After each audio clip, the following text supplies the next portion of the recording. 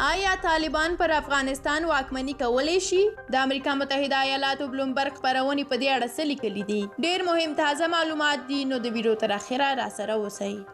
د امریکا متحده ایالاتو بلومبرګ خپرونې په دې عنوان لیکنه خپره کړې: آیا طالبان پر افغانستان واکمني کولی شي؟ تاریخ ښودلی چې نه. لیکنه په دې عبارت پیلېږي: د نړۍ رهبران له افغانستان اوسنۍ راپورونه په دقت تعقیبوي چې هغه د پخواني حکومت او غربي ځواکونو د ملاتړو پر ضد د طالبانو غچ اخیستونکي اقدامات د کابل په نړیوال هوایي ډګر کې خونړي کړکېچ او د ښځو په وړاندې تازه ځپونکي اقدامات دي.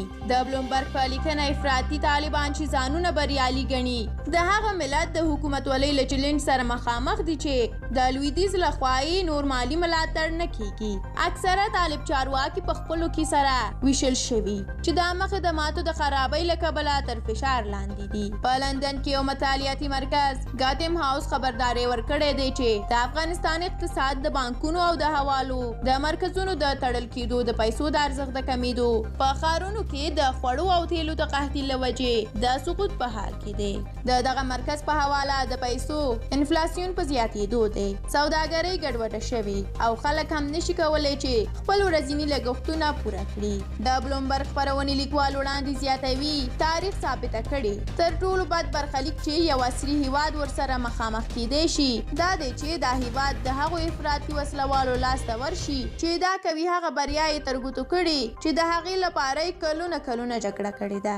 طالبانو د سپټمبر میاشتې پر 9 خپله سرپرسته کابینه اعلان کړه چې 33 غړي لري او یوه ښځه هم پکې نشته او د ښځو چارو وزارت هم وروسته په دعوت ارشاد امر بالمعروف وزارتونو واړول شو. د دې ترڅنګ د منځنیو ښوونځیو نارینه زده کوونکو ته ویل شوي چې سر له شنبې ښوونځیو ته حاضر شي، خو د منځنیو ښوونځیو د نجونو زده کوونکو د تعلیم د بیا پیل په اړه څه نه دي ویلي.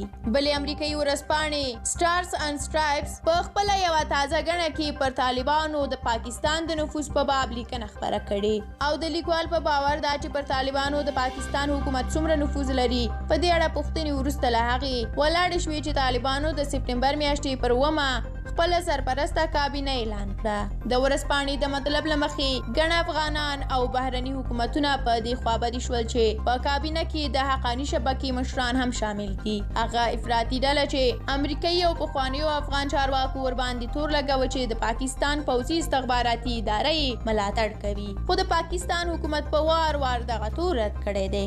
مخکې تر دې چې طالبان خپله کابینه اعلان کړي د پاکستان د استخباراتي ادارې مشر جنرال فیض حمید کابل ته سفر کړی و او د طالبانو له مشرانو سره یې کتلي وو. سټارز اینډ سټرایپس لیکلي دي د نوي حکومت د جوړېدو لپاره هڅې د حقاني شبکې د موجودیت له کبله کمزوري شوي چې په وژونکو تروریستي بریدونو تورنه ده. دغه راز د اعتراض کوونکو او خبریالانو په ټکولو کې دخیله بلل شوې ده. اوس واشنګټن او نور غربي حکومتونه مجبور شوي پر پاکستان فشار راولي چې د دې ډلې په وړاندې توند دریځ خپل کړي. د ورځپاڼې په حواله خو د پاکستان مشران ټینګار کوي چې د نړۍ رهبران دي واقع بنا نه سوچ وکړي او د طالبانو له نویو واکمنانو سره دي خبرې وکړي، کنه د پاکستانی چارواکو په خبره افغانستان به له بشري بحران او اقتصادي رکود سره مخامخ شي.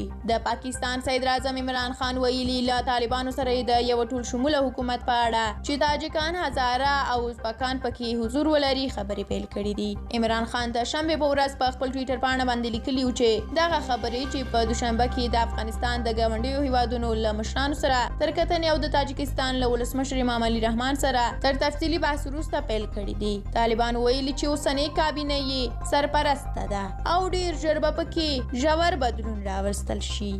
ډیره زیاته مننه چې د ویډیو تر پایه را سره وئ. دا یو څو مهم معلومات چې موږ له تاسو سره شریک کړل. د لا ډیرو لپاره یوټیوب چینل سبسکرایب کړئ او که ویډیو مو هم خوښه شوې وي نو لایک یې کړئ. تر بیا الله مو مل شه.